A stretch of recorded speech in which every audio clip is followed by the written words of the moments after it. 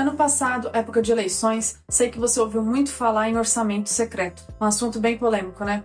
Mas vem cá, você sabe o que é orçamento público? Como ele funciona aqui no Brasil? Ou como você, cidadão, pode obter mais informações do assunto sem ter que pedir necessariamente autorização para o governo ou ter que fazer algum cadastro prévio? Não? Então fica até o final desse vídeo que hoje eu vim te explicar o que é orçamento público. Para aqueles que ainda não me conhecem, prazer, eu sou a Mariana, advogada de Direito Público e Civil aqui da Duarte Moral Advogados, e antes de mais nada, se esse conteúdo for interessante para você, deixa o seu joinha, compartilha com seus amigos e familiares, e também não se esqueça de se inscrever aqui no nosso canal do YouTube, ativando o sininho para continuar recebendo mais vídeos como esse aqui semanalmente. Nós estamos nas redes sociais, tanto no Facebook como no Instagram, no Duarte Moral ADV, e também tem o nosso site, se você tiver curiosidade, o duartemoral.com, onde você encontra vários conteúdos bem interessantes. Voltando ao nosso tema de hoje, o que é orçamento público, se a gente considerar o conceito ao pé da letra, dá pra gente falar que orçamento público seria uma certa quantidade de dinheiro que o poder público tem ou não disponível para cuidar dos problemas da nossa cidade, estado ou país, certo? Mas você deve estar se perguntando, ok, mas como o poder público consegue ter ou não esse dinheiro? Será que é só cobrando impostos? A resposta é não. Não dá pra gente automaticamente falar que é só por meio de impostos. Para ter um orçamento público é necessário se planejar. Isso leva tempo.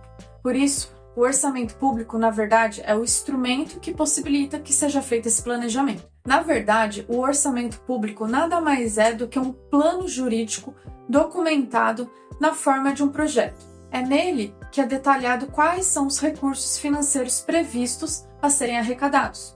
Entre eles, os impostos, mas também nós temos os aluguéis, a venda de bens e títulos do Tesouro Nacional, a prestação de alguns serviços que são cobrados, o recebimento de indenizações dos agentes privados, entre outras formas, por exemplo.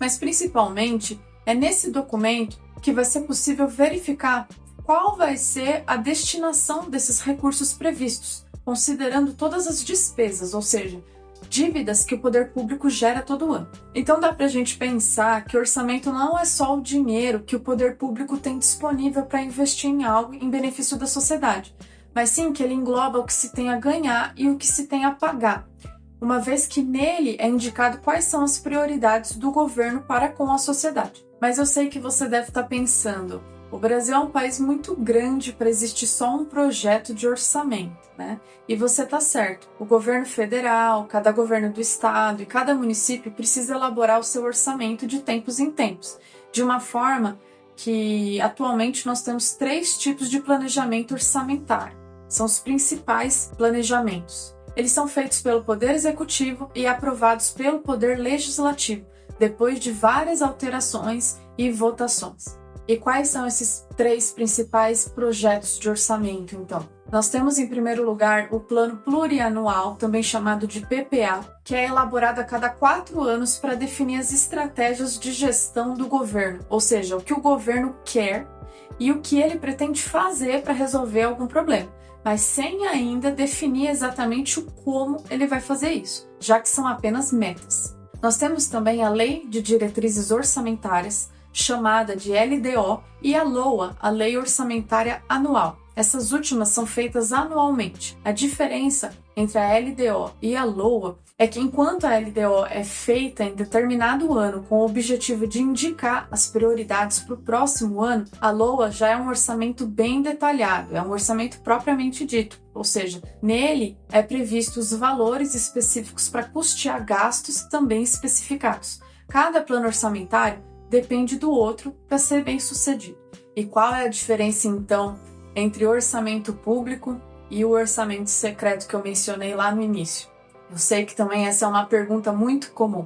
Bom, orçamento secreto, na verdade, é o que a gente chama de emendas de relator, que é quando durante o processo de planejamento e aprovação do orçamento público, um parlamentar do Poder Legislativo anonimamente inclui novas despesas, ou seja, ele solicita determinada quantia em dinheiro sem precisar falar para qual finalidade prioritária ele precisa. Então, o relator, ou seja, o responsável por organizar e sistematizar o orçamento no Legislativo, é quem vai determinar esse repasse de dinheiro sem divulgar exatamente quem pediu esse aumento de despesa, de onde vai sair esse dinheiro e para onde ele vai.